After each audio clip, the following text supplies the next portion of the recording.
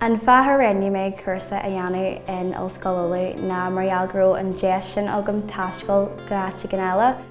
Bhí mé cineal I gcúirí Gaeilge agus an dramaíocht a dhéanamh agus bhí an deis sin agam an gcárad a dhéanamh ar an Ollscoil in Nura.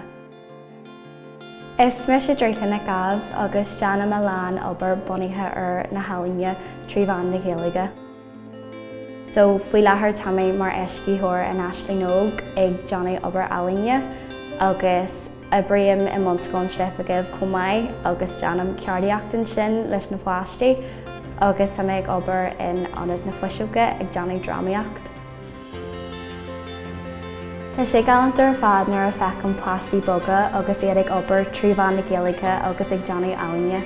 Is brálam an dóid bhfuil siad ábhalt a smúitiú agus maithíam haon go mbíonn siad a bhfad níos cruthaíoch agus níos smúiteach ag Johnny obair sacu. Dúnam mé a lean scileanna nua ar an Ollscoil a chudaíonn liom a an lá go léithil agus a chudaíonn liom sa tuithaí.